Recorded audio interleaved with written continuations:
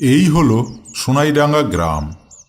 এই গ্রামেই বসবাস করে নরেশ ও তার মা। নরেশ যখন খুব ছোট্ট তখন তার পিতার অপঘাতে মৃত্যু হয়। বিধবা মালতী দেবী অনেক দুঃখ বেদনা নিয়ে সে তার সন্তানকে মানুষ করছে। ওমা, আজকে কি রান্না করেছো? আয় বাবা, আজকে তোর জন্য বেগুন পোড়া দিয়েছি। তাই? কি মজা! বেগুন পোড়া দিয়ে ভাত খাবো। জানো মা, রোজ রোজ নুন দিয়ে ভাত খেতে ভালো লাগে না। মাঝে সাঝে বেগুন পোড়া টোড়া হলে খুব ভালো লাগে খেতে। আয় বস, খেয়ে নে, বেলা তো কম হলো না। এটা হলো সোনাইডাঙ্গা গ্রামের জমিদার বাড়ি। জমিদার রাসবিহারী বাবু মানুষ হিসেবে খুব একটা মন্দ নয়। তার একমাত্র মেয়ে সরোজিনী। সবাই তাকে আদর করে শশী বলে ডাকে।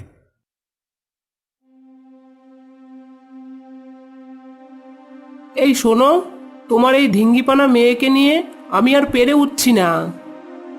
কেন? মেয়ে আমার কি করলো আবার? বলি, এখনো সে ছোটদের সঙ্গে খেলে বেড়াবে। ও কি বোঝে না ও যে এখন বড় হয়েছে? আরে খেলুক, দুদিন পর বিয়ে হয়ে শ্বশুর বাড়ি চলে যাবে, তখন কাকে নিয়ে নালিশ দেবে? এরকম ভাবে ধিঙ্গিপানা করলে মেয়ের আর বিয়ে দিতে হবে না।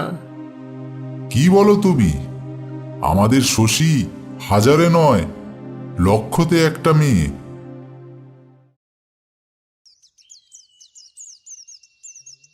এই জগাই, 2 দিন থেকে নরেশ খেলতে আসছে না কেন রে? নরেশের তো শরীর খুব খারাপ। তাই নাকি? তাহলে তো একবার দেখতে যেতে হয়। চল জগাই, নরেশকে দেখে আসি। আমি যাব না শশীদি, তুমি যেতে চাইলে যাও। তোর যেতে হবে না, আমি একাই যাব।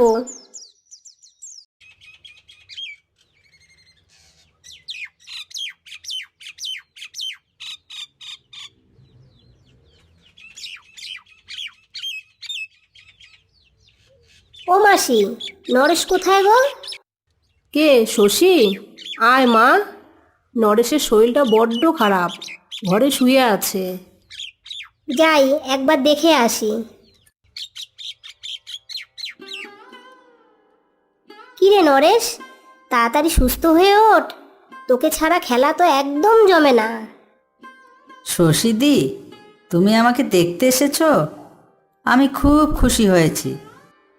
আমি জগাইয়ের মুখে শুনলাম তোর শরীর খারাপ, তাই দেখতে চলে আসলাম। ও মা, দেখো কে এসেছে। মাসিমার সঙ্গে আমার দেখা হয়েছে।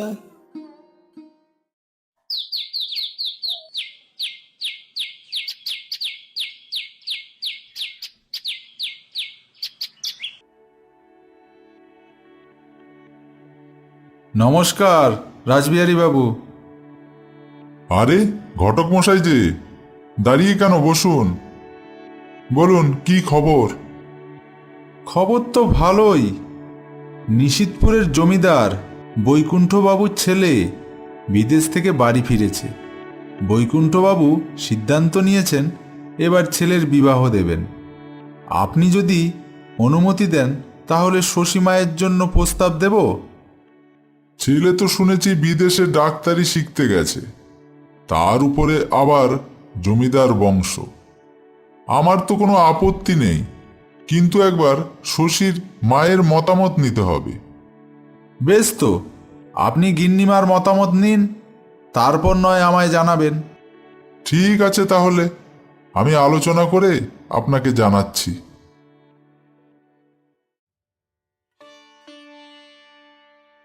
বুঝলে শশীর মা, এত ভালো সম্বন্ধ হাতছাড়া করাটা ঠিক হবে না।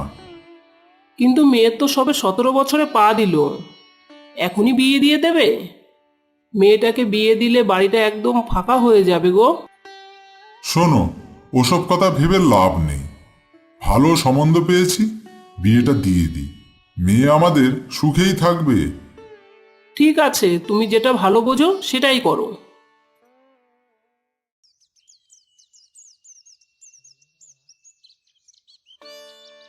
ওই তো শশীদি চলে এসছে। আমি আজ তোদের সঙ্গে খেলতে আসিনি। শশীদি, তুমি আজকে আমাদের সঙ্গে খেলা করবে না? আমি আর কোনোদিন তোদের সাথে খেলা করতে পারবো না। কেন, কি হয়েছে শশীদি? আমার বিয়ে ঠিক হয়ে গেছে। সামনের শুক্রবার আমার বিয়ে। আমি তোদের নেমন্তন্ন করতে এসেছি। তোরা কিন্তু সবাই আসবি। নরেশ, মনে থাকবে তো? মাসিকে নিয়ে আসা চাই। ঠিক আছে শশীদি, তোমার বিয়েতে আমি যাব।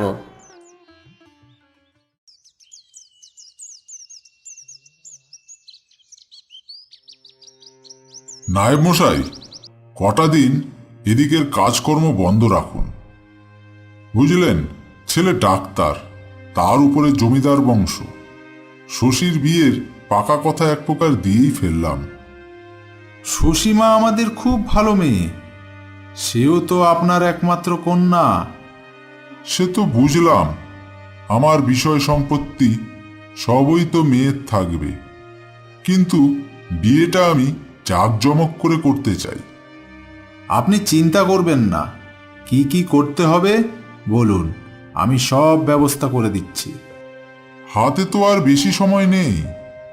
এই সামনের 28শে ফাল্গুন শুভ দিন ধার্য করা হয়েছে। নেমন্তন্নটাও সেরে ফেলতে হবে। দেখবেন কেউ যেন বাদ না পড়ে। আমি বলছিলাম, গ্রামের নিম্নবর্ণের মানুষগুলো কি করব? হ্যাঁ, ওদের জন্য পরের দিন দুপুরবেলায় খাওয়া দাওয়ার ব্যবস্থা করবেন। আপনি নিচে গিয়ে তাদেরকে নেমন্তন্ন করে আসবেন। এদিকে রাসবিহারী বাবু জমিদার বৈকুণ্ঠ বাবুর ছেলের সঙ্গে তার মেয়ে শশীর বিয়ে পাকা করে ফেলল। রাসবিহারী বাবুর একমাত্র মেয়ে বলে কথা, বিয়েতে তো জোর আয়োজন। ও মা, কালকে তো শুক্রবার, শশীদির বিয়ে। আমার জামাটা একটু কেচে দেবে? কালকে বিয়ে তো কি হয়েছে, আমাদের নেমন্তন্ন করে গেছে পরের দিন দুপুর বেলায়। না মা, শশীদি আমায় বলেছে বিয়ের দিন তোমাকে আর আমাকে যেতে। আমি বিধবা মানুষ, বিয়ে বাড়ি গিয়ে আমার কাজ নেই। তো শশীদি যখন বলেছে তাহলে তুই যাস।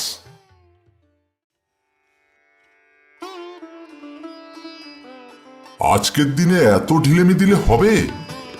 তাড়াতাড়ি করো, ছেলের গায়ে হলুদ এলো বলে।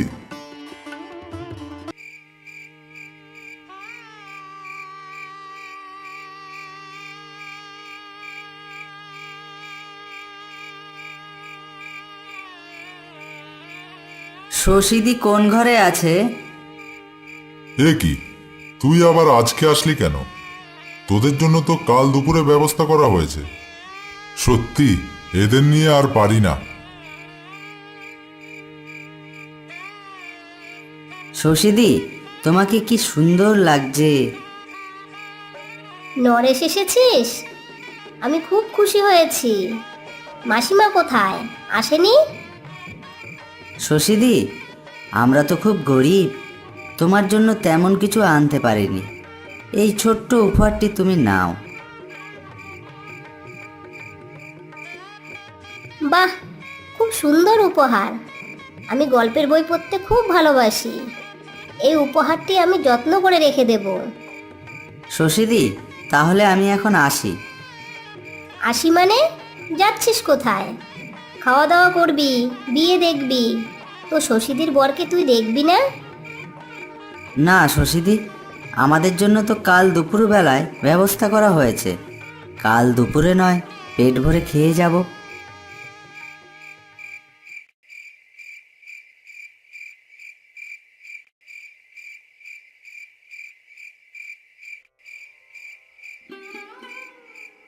কিরে, কখন এলি? তো শশীদির বর কেমন হয়েছে দেখতে? খাওয়া দাওয়া করেছিস তো? জানো মা, বড়লোকেরা ভাবে আমরা গরিব মানুষ নেমন্তন্ন বাড়িতে শুধু খেতেই যাই। বুঝেছি, তুই খাওয়া দাওয়া করিসনি। চল বাবা, দুপুরে রান্না করা ভাত আছে, আমি জল দিয়ে রেখেছি। কাঁচা লঙ্কা আর পান্তা ভাত দিয়ে আমরা মায়ে বেটা মিলে নেমন্তন্ন খাই।